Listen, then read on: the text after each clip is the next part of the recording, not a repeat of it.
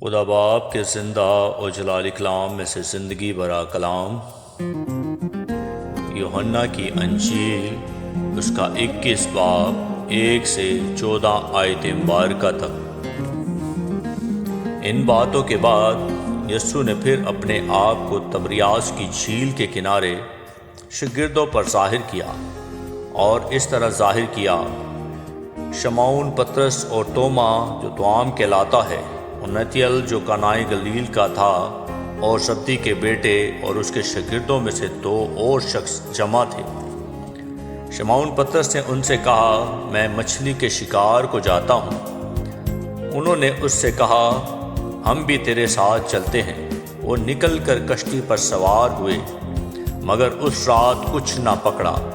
اور صبح ہوتے ہی یسوع کنارے پر آ کھڑا ہوا، مگر شاگردوں نے نہ پہچانا کہ یہ یسوع ہے۔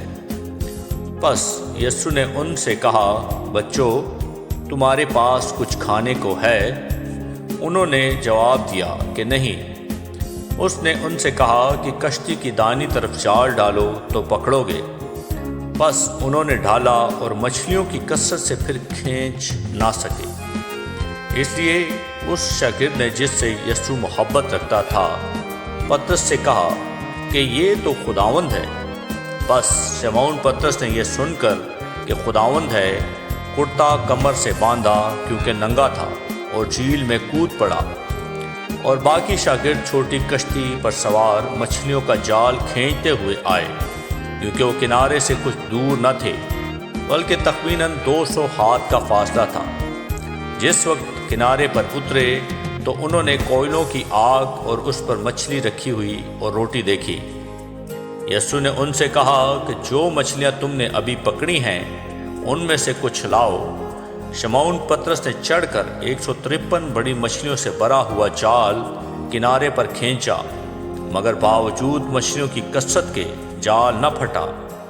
یسوع نے ان سے کہا، آؤ کھانا کھا لو۔ اور شاگردوں میں سے کسی کو جرأت نہ ہوئی کہ اس سے پوچھتا کہ تو کون ہے، کیونکہ وہ جانتے تھے کہ خداوند ہی ہے۔ یسوع آیا اور روٹی لے کر انہیں دی، اسی طرح مچھلی بھی دی۔